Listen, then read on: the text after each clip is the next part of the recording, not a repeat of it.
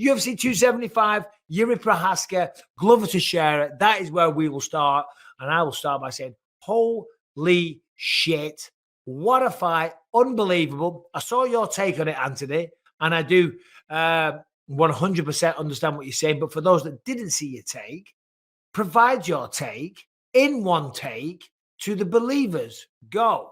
Yeah, I've been catching a lot of shit for that too, for kind of how I viewed the fight, and I'll reiterate it again.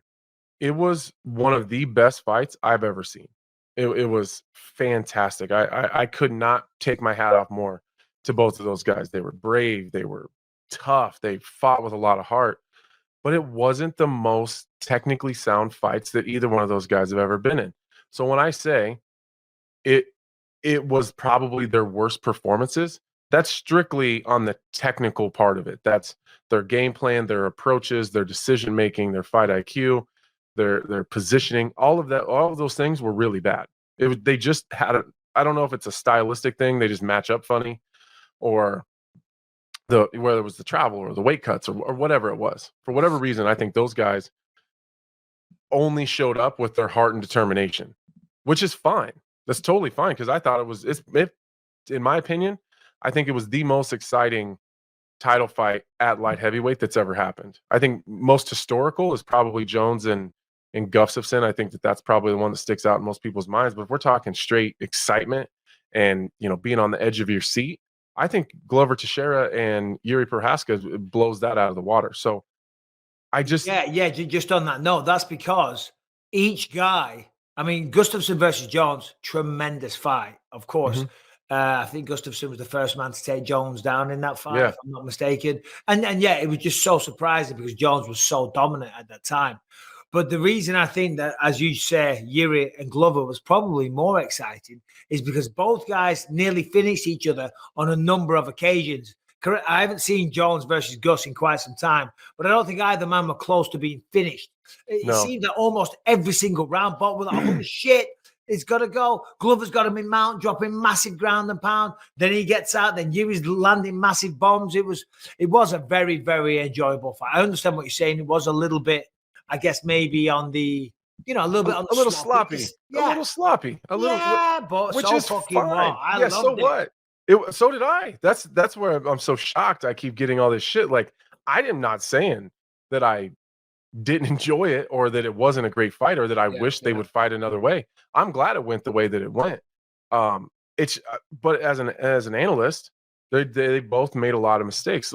We all said if it stays striking, Jiri Prochazka is going to knock him out. If it goes to the ground, Glover Teixeira is going to finish him.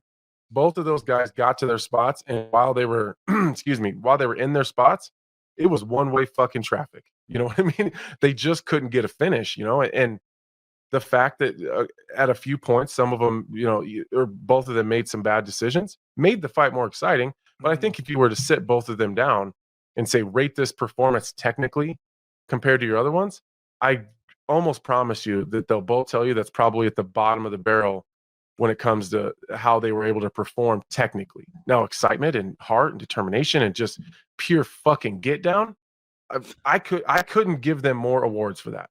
It's just sometimes people read hot, and then I'm going to go ahead and rant for a second. This is what fucking... Go ahead. No, go on. Rant, go. This is what pisses me off about some of the media, because I give this entire take. You know what I mean? Like how I take my hat off to these guys and give them all the props in the world.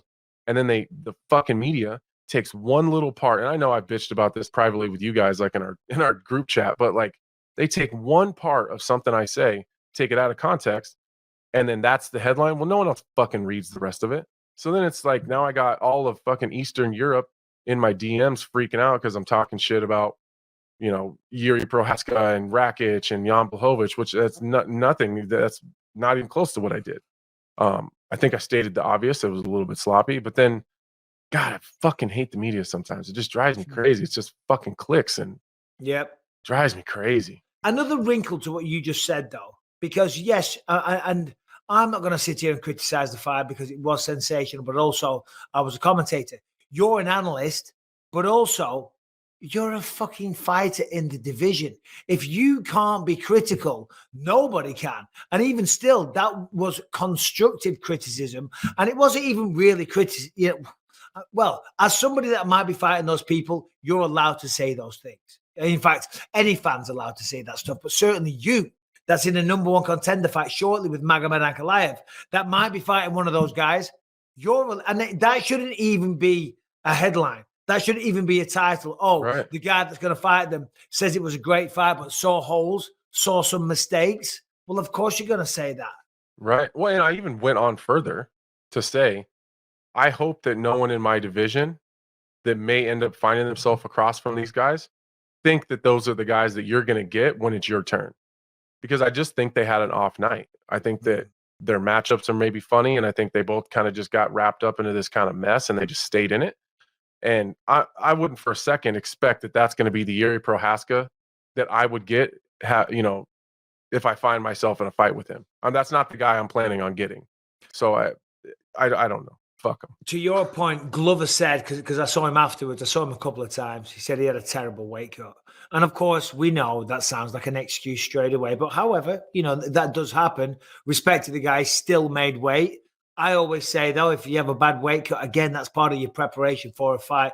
Granted, maybe being in Singapore or whatever, he couldn't get access to the diet, the foods that he needed. Yeah. But I think the UFC, and you'll know better than me, because since I retired, and the UFC provide a lot of meals and support, certainly when you're in foreign countries. So, but he did say that. He said he had a terrible weight cut, because I think in the end, in the fifth round, he made a massive mistake. I mean, just first of all, congrats to both men. I mean, I echo what you said. It was so exciting. Both guys almost finished it on numerous occasions. I mean, I was jumping out of my seat. Glover looked so dangerous when he got on top and he was mounting, cracking him in the face, massive shots, hard elbows. And the funny thing, Jiri was talking to him, going, "Yes, yes, good for you." I forget what he said now. I saw the quote somewhere, but they were talking back and forth. But then Glover would get on the feet. Glover looked great on the feet as well. Even in the fifth round, before he went for that guillotine, some of the shots that he was landing, and Jiri was kind of wobbled. I thought, oh my God, we're going to get a finish. Here we go. And then Jiri kind of went down. Obviously, it's the fifth round. He's tired. And I think because Glover, black belt in Brazilian Jiu-Jitsu, that's been his bread and butter for a long time. And, if somebody gives you your neck in that situation, and to your point, I guess, on the fight IQ side, if somebody gives you your neck, you're tempted to go for it. I generally wouldn't jump to my back, but, I'm not a guy with a ton of submissions on my record. If he'd have just kept it on the feet, and the scorecards actually proved this as well, had it gone to a decision, Glover was ahead. But that was such a mistake going for that guillotine. And I even spoke to Glover on the Monday. I was having breakfast at the hotel. He was still there. He came over with some shades on, took his shades off. His face was black and blue, of course. And I think he saw my comment on I don't know, some news website, because I did a show for BT Sport, and I said he shouldn't have gone for the guillotine, and he was like, "Oh, I saw you comment about that." I said, "Yeah, come on, man, you're on autopilot. You're in the fifth round. You've gone back and forth. You've both almost been finished." But yeah, the reality is that did cost him the fight. It did, and that's kind of the point. Like that's one of the parts that I kind of made my point on. Like, he's never made bad decisions like that before. The almost have someone finished, and if you want to go for a guillotine, that's totally fine. But you can do it in a way that you don't end up on your back. So it's just, there's just little things like that happen. Where but it's not just that, Anthony. Let me tell you, the humidity there is off the chain. It's insane. It really is. As I said, there's this little run around this bay that I would do every day. It was only 2 miles, so I had to extend it because I like to do about 3.5. But whenever I would get back, literally, like whatever I was wearing was stuck to me.